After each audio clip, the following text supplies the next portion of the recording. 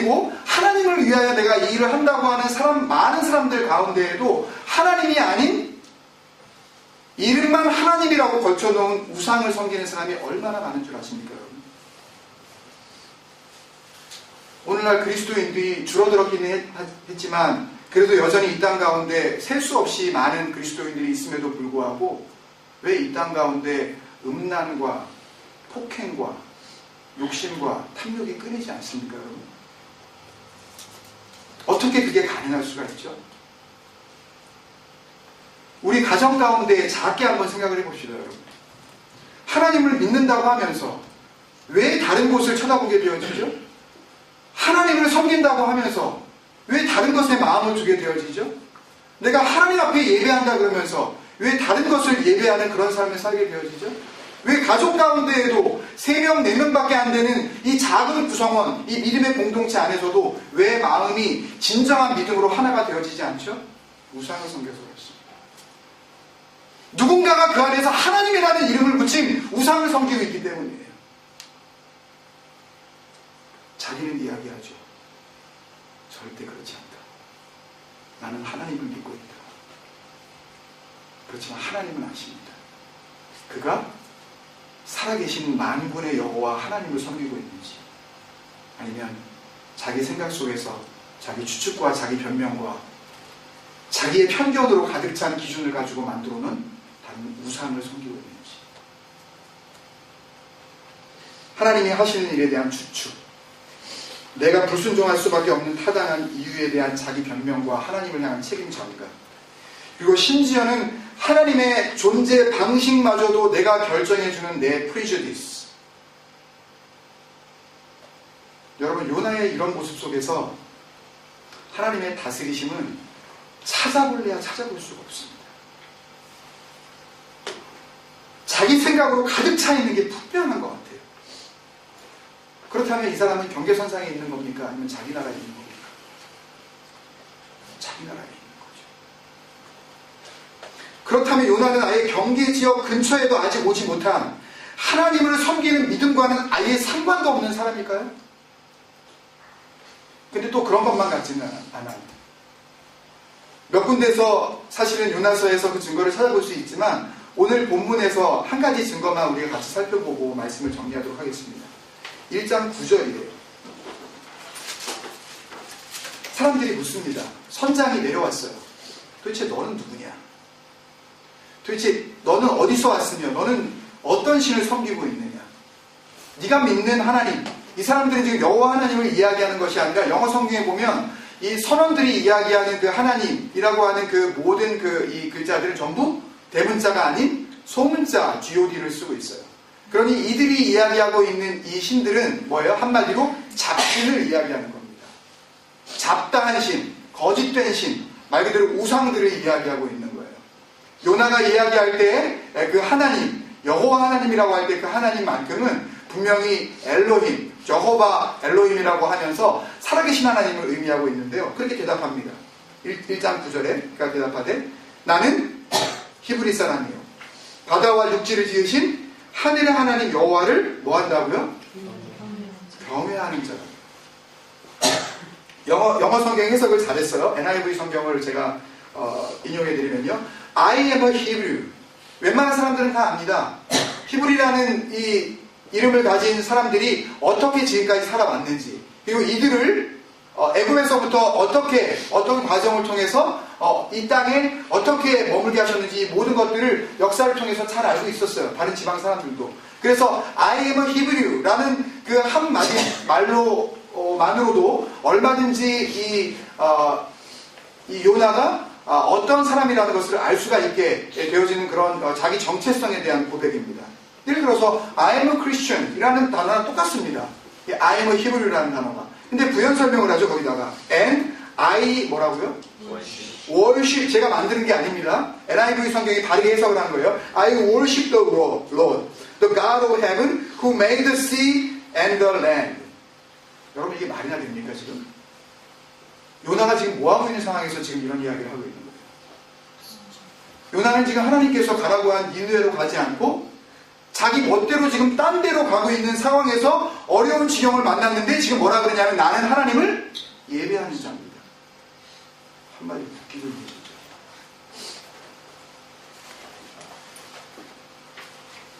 여러분, 하나님께 예배한다는 게 뭡니까, 여러분?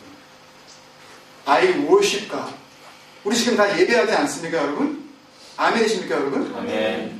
예배한다는 게 뭐예요? 일요일 날에 교회 나와서 아까 찬양인도 하신 집사님 말씀하신 것처럼 교회 나와서 앉아있는 거, 이게 예배입니까? 물론 예배에 굉장히 중요한 부분이에요. 반드시 있어야 하는 부분입니다. 이렇게 함께 모여 믿음의 백성들이 같은 시간에 마음을 모아서 이렇게 모임을 갖는 것, 굉장히 중요한 거예요. 그런데 이 히브리 이 원어 성경에서 그 이야기한 경외한다 라는 이 단어, 제가 여러 경로를 통해서 말씀을 많이 드렸는데요. 야훼이라는 그런 단어입니다. 야훼이라는 단어는 fear예요. 두려워하는 겁니다. 그런데 정말 요나가 하나님을 fear했다면, 야훼 했다면, 그러면 하나님의 말씀을 어길 수 있을까요? 여호와의 낯을 피할 수 있다고 생각이나 할 수 있었을까요? 하나님에 대해서 정말 제대로 잘못 알았기 때문에 지금 이런 상황에서 지금 처하게 된 것 아닙니까, 여러분? 예배한다는 뜻은 영어 성경에 잘 표현된 대로 그분은 나의 주인이고 The God is my Lord. 나의 주인이고 나는 그가 나의 주인이기에 그의 다스리심을 받고 있는 뭐다? 그분이 주인이라면 난 뭐예요? 종이죠. 그분이 주인이라면 나는 뭡니까? 노예예요. 성경에서는 우리를 하나님의 슬레이브라는 이야기를 많이 하고 있습니다. 사도 바울은 자기가 주의 예수 그리스도의 종이라고 할 때 그 종을 단순히 서번트라는 의미만으로 이야기하지 않았습니다. 서번트는 그냥 봉사하고 누군가를 위해서 내가 뭐 헌신을 좀 하고 하지 않아도 되는 일인데 내가 좀 좋은 뜻을 가지고 하는 그런 모든 일들을 감당하는 사람을 서번트라고 할 수 있을지 모르지만 슬레이브는 입장이 달라요. 뭐가 없어요? 자유가 없어요. 결정권이 없습니다. 내가 생각할 수 있는 어떤 그런 권리가 없다고요. 오소로티라고는 아무것도 없는 게 뭐예요? 슬레이브예요. 심지어 뭐에 대한 오소로티마저, 자기 생명에 대한 오소로티마저 없는 게 뭐예요? 그게 원래 노예예요. 더 간단히 이야기하면 하나님께 예배한다는 것은 나의 주권이, 영어로 말하면 조금 더 와닿으실 거예요. My Lordship이. My Lordship이 누구에게 있다? 하나님께 있다. 말로만? 정말 그런 줄 알고 살아가는 거예요. 그리고 정말 그렇게 살아가는 거예요. 여러분, 정말 주님이 여러분의 주인이십니까? 여러분들이 가는 모든 여정 가운데 로드십을 주님께 두셨나요? 하나님께 맡기고 살아가는, 하나님이 가라고 하신 대로 지금 가고 있는 겁니까?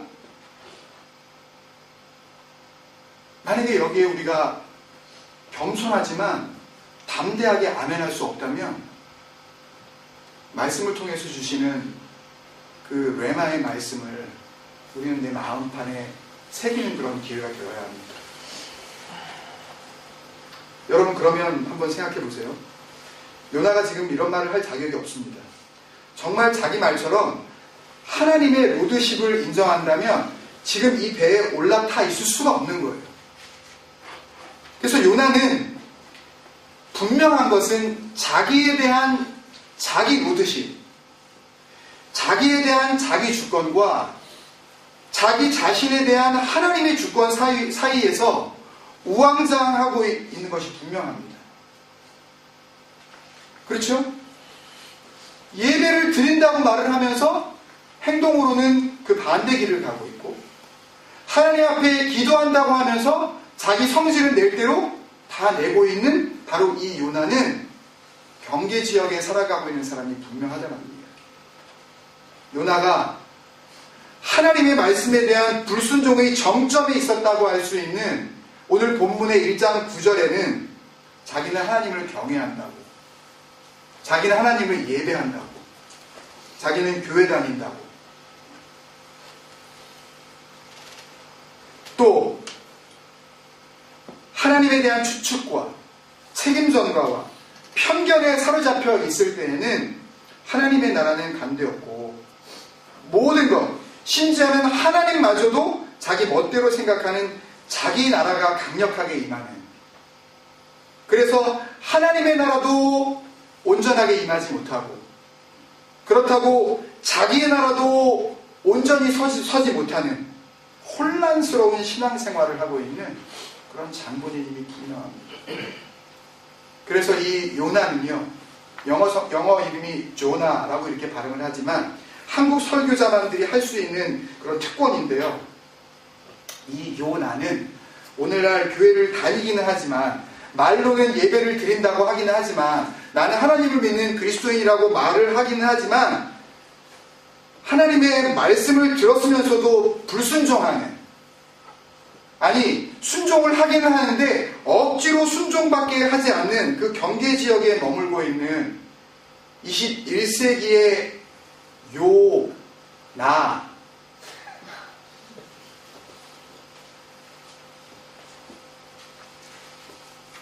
아니겠는가 하는 그런 생각이 듭니다. 여러분, 하나님의 말씀에 대한 불순종은요, 요나의 모습처럼 하나님이 가라고 하시는 방향과 정반대의 길을 가게 만듭니다. 우리는 그것을 보면서 개탄합니다. 탄식해요. 어떻게 선지자가 저렇게 하나님 앞에 불순종할 수 있을까?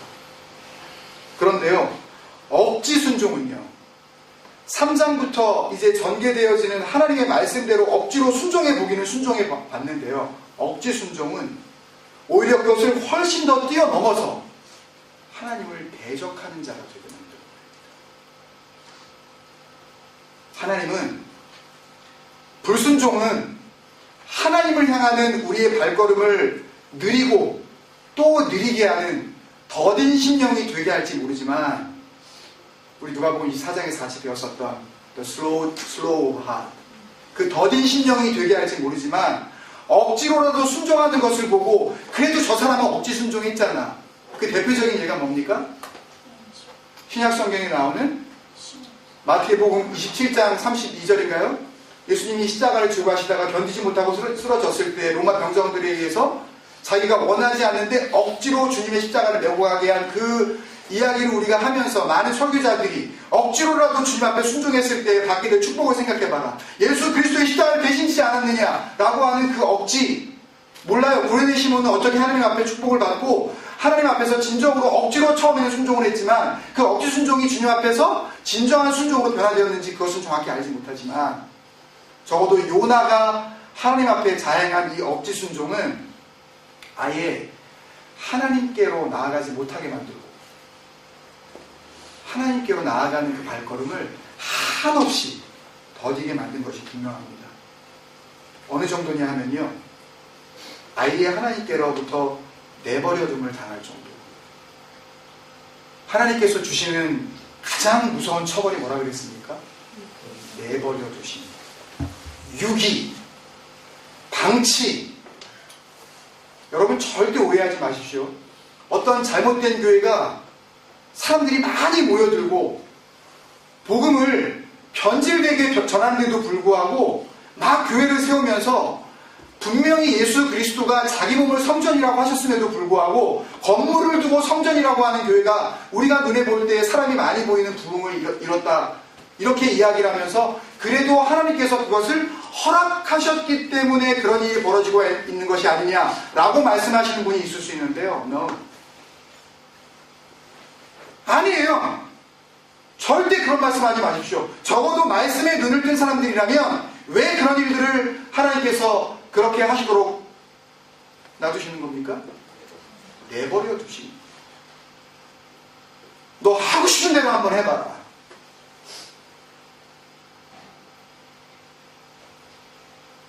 그래도 하는 대로 하기는 했잖아요 라고 하는 말은요, 하나님 앞에서 통하지 않습니다. 그러시면서 우리가 생각할 때 억지로라도 하면 하나님께서 인정하실 수 있지는 않겠느냐 라고 생각하시는 분이 있다면, 우리 다시 한번 생각해 봅시다. 누가복음 15장에 예수님이 말씀하신 두 아들을 둔 아버지의 비유에서 나오는 형과 동생을 한번 생각해 보세요. 우리는 여기에서 불순종의 길을 갔던 자와 억지 순종을 하고 있는 자의 삶을 너무나도 잘 알고 있습니다. 그렇게라도 아버지의 집에 거하는 것이 옳다라고 설교하는 사람은 아무도 없어요. 아무리 복음을 잘못되게 해석을 한다 하더라도 적어도 누가복음 15장 11절부터 30절까지 나오는 긴 예수님의 이 비유를 잘못 해석하는 사람은 역사상 한 사람도 없었다고요. 불순종보다 더 하나님 앞에 위험한 것이 있으니 그것은 억지 순종입니다.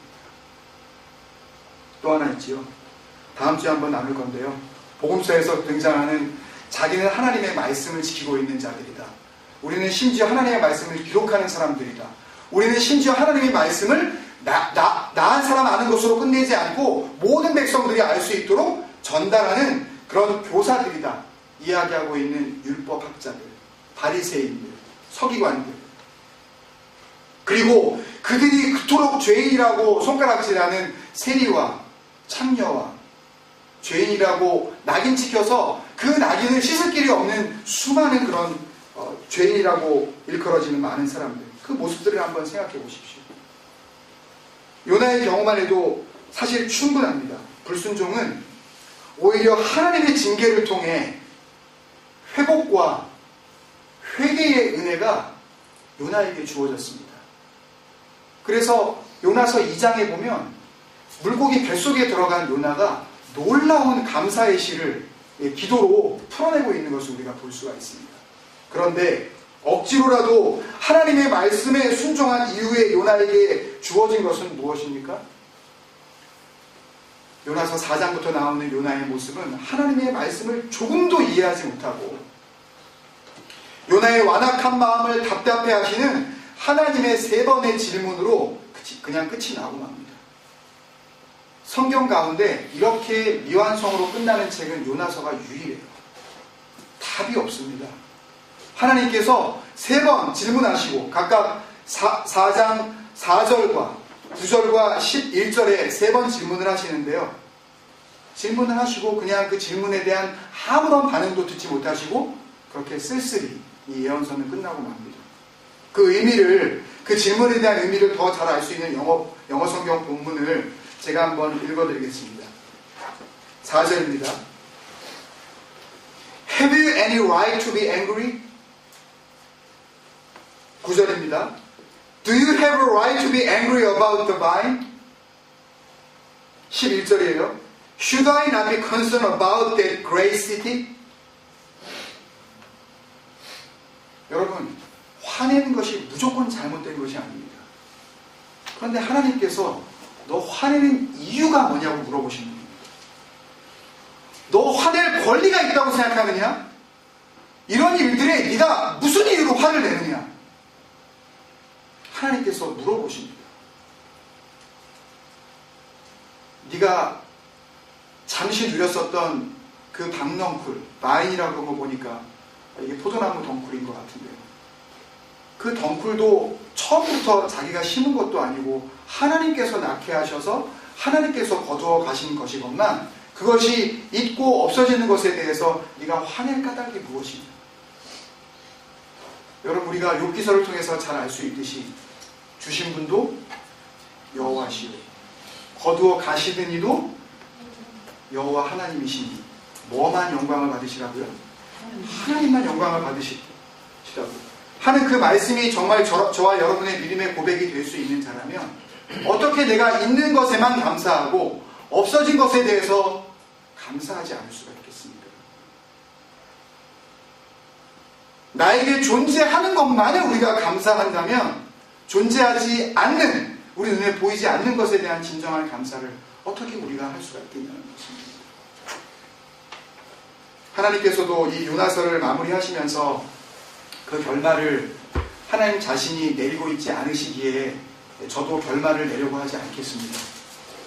하나님이 내리시지 않은 그 결론을 만약에 일개 부족한 설교자가 내려고 할 때에 얼마든지 오류를 범할 수 있기에 오히려 그것에 대한 질문을 하나님께서 저와 여러분, 우리 주님 생각 에클레시아를 향하신 하나님의 질문이라고 우리가 생각하면서 그 질문을 우리가 다시 한번 생각하며 오늘 말씀을 마무리하겠습니다.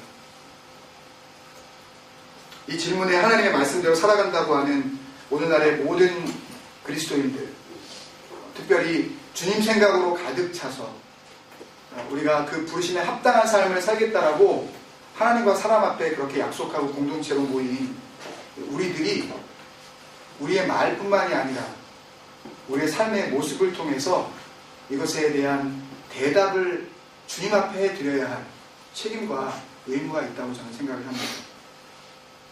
세 가지 질문입니다. 너한테 화낼 권리가 있다고 생각합니다. 박넝쿨 없어졌다고 내가 화를 낼 수 있느냐? 내가 만든 것을 내가 사랑하는 것이 잘못되느냐? 여러분, 말씀을 기억하면서 우리 한번 같이 기도했으면 좋겠습니다. 여러분, 살아가면서 우리가 화를 내지 않을 수는 없습니다. 그렇지만 정말 우리가 경계지역을 벗어나서 하나님의 나라에 들어간 사람다운 삶을 살기를 정말 원한다면 우리가 화를 내야 할 때 그 화를 내는 이유가 하나님 앞에서 합당해야 할 줄로 믿습니다. 아무 때나 화내지 맙시다. 우리의 화냄을 통하여 하나님의 복음이 온전하게 세워지고 우리의 분냄을 통하여 주님이 정말 주님이 되어지실 수 있을 때에만 우리 화를 냅시다.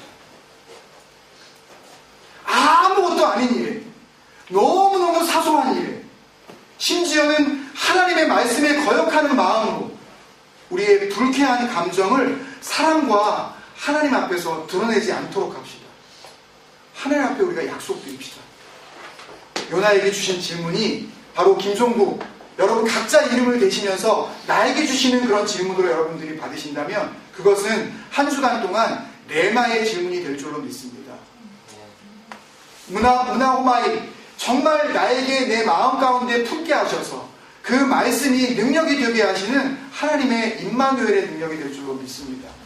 여러분, 그런 마음으로 같이 합심해서 기도하겠습니다. 다 같이 기도하시겠습니다. 아버지 하나님,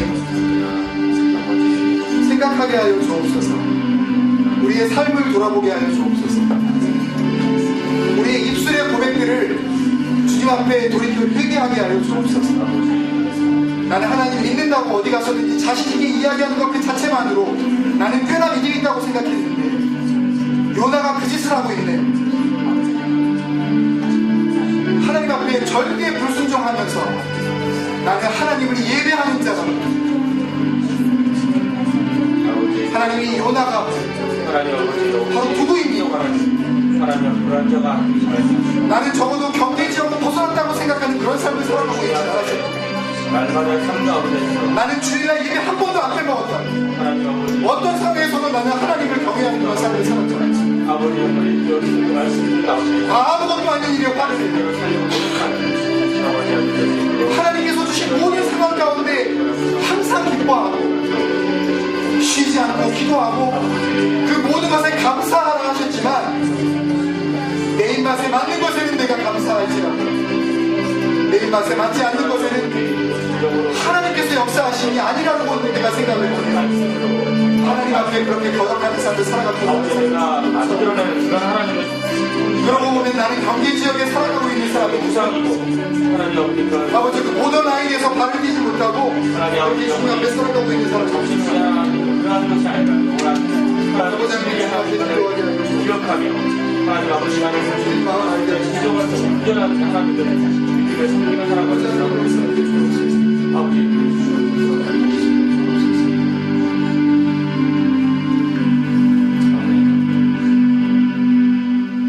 그런 마음으로 아까 찬양드린 하나님 마음 어떠셨을까 같이 한번 찬양하겠습니다. 하나님께서 질문하시는 그 마지막 질문, 내가 그것들을 아끼는 것이 뭐가 잘못되느냐 라고 하시는 그 질문은 하나님의 사랑을 하나님께서 하나님의 방법대로 적용하신다고 할 때에 그것에 대해서 누가 거기에 토를 달겠느냐 하시는 질문 아니겠습니까? 여러분, 하나님의 마음을 아십니까?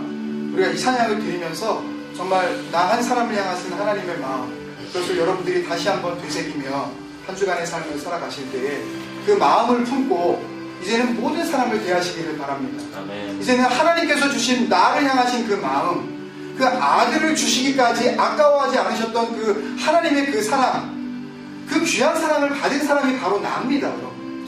여러분 각자예요. 그 장본인이 여러분인 것만 그 사랑을 받은 대로 우리가 사랑할 수 있는 그런 삶을 살아가게 하여 주옵소서. 그런 고백하는 마음으로 이 찬양을 주님 앞에 결단하며 드리도록 하겠습니다. 아멘. 1절만 우리가 1절 우리 한 번씩 하고 찬양하겠습니다.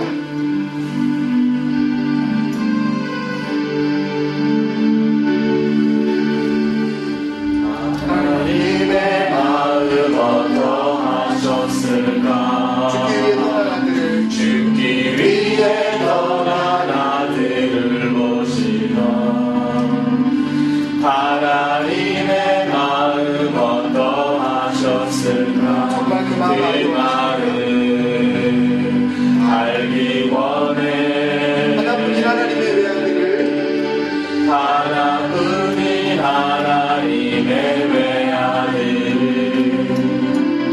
악한 인간들을 위해 보내셨던 하나님의 마음 어떠하셨을까? 하나님의 마음 어떠하셨을까? 그 마음 알기 원해. 왜 내가 이런 사랑 받게 됐는지, 왜 내가 이런 사랑 받게 됐는지, 고백합시다. 그 사랑 얼마나 큰지 그 몰랐습니다. 사랑 얼마나 큰지도 몰랐네. 날 향한 하나님의 사랑은 아픈 사랑입니다. 날 향한 하나님의 아픈 사랑을 이제야 깨달았네. 찬양합니다. 죽어야만 하는 죽어야만 하는 아들을 보내신 아버지의 마음 어떠하셨을까? 십자가에 달린 예수님 보시던 아버지 그 마음 죽어야만 아들을 보내신 죽어야만 하는 아들을 보내신 아버지의 마음 어떠하셨을까? 십자가에 달린 예수님 보시던 아버지 그 마음 사랑, 그 사랑 그 사랑하는 마음을 옆에 있는 손을 같이 기도하겠습니다. 아버지 하나님, 그 사랑 감사합니다. 우리가 정말 하나님 앞에서 구원받은 자가 맞다면 그 하나뿐인 아들 보내신 하나님의 사랑을 맛본 자가 분명할 겁니다. 그 아픈 사랑을 체험한 그런 사람이 맞다면 우리가 다른 사람을 사랑할 때에 우리가 어떻게 사랑해야 하는지 적어도 그것에 대해서 눈을 뜬 자들이 분명할 줄로 믿습니다. 하나님, 우리의 사랑을 돌아보게 하여 주옵소서. 내가 하나님의 사랑을 받은 자다운 사랑을 내가 하였는지 아버지 하나님 생각하게 하여 주옵소서. 이렇게 사랑해도 이 사랑이 과연 하나님의 그 아픈 사랑을 이 세상 가운데 표현하는 사랑이 맞는 건지 내가 하나님 앞에 대답하게 하여 주옵소서. 주님, 우리는 주님 앞에 할 말이 없습니다. 우리는 구원받았다고 하기에 너무나도 사랑 없는 모습으로 우리가 살아갔음을 주님께서 아십니다. 그렇기에 주님께서 또 마지막 하늘로 올라가시는 길에 그렇게 세 번 질문하셨나요? 바요나 시몬아, 네가 나를 사랑하느냐? 시몬아, 네가 나를 사랑하느냐? 베드로야, 네가 나를 사랑하느냐? 주님께서 우리에게 똑같이 하나님에 대한 사랑을 왜 확인하시려고 하실까요? 우리가 이 땅 가운데 사는 사랑이 도저히 하나님이 보시기에 하나님께 사랑받은 자 다운 사랑이 아니기에 그렇게 질문하신 건 아니었을까요, 주님? 이제부터 우리가 살아갈 때 한 주간 동안 하나님, 우리의 삶으로 주님 앞에 대답하겠습니다. 우리의 입술로 그 하나님께서 나를 향하신 그 레마의 질문, 그 질문 앞에 우리의 삶을 다하여 내가 대답하여 드리겠습니다. 그래서 이제 하나님의 질문으로 그렇게 미완성으로 끝난 요나서 4장에 이어 이번 주부터 나는 요나서 5장을 선언하겠습니다. 내 손으로, 내 삶으로 주님께 올려드릴 수 있는 요나서 5장을 선언하게 하여 주옵소서.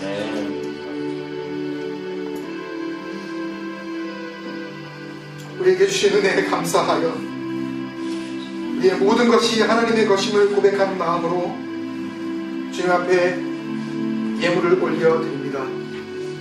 주님께서 받으실 만한 순전한 예물 되게 하여 주시옵시고 우리의 삶을 통하여 하나님의 임마누엘의 능력이 분명하게 드러나는 증거가 되게 하여 주시옵소서. 주님을 믿는 자로서 풍성한 삶 살아가게 하여 주시되 없는 가운데에서도 나누고 꾸어주고 베풀어주는 예수 그리스도의 삶을 살아가게 하여 주옵소서. 지금은 예수 그리스도의 크신 은혜와 아버지 하나님의 극진하신 사랑하심과 성령님의 감화감동 내주 교통하심이 이제는 주님 앞에 하나님의 질문에 내 삶으로 답을 올려드리며 내 모든 추측과 자기 변명과 책임 전가와 내 편견을 주님 앞에 내려놓고 하나님이 이 땅을 어떻게 사랑하시는지 그 사랑을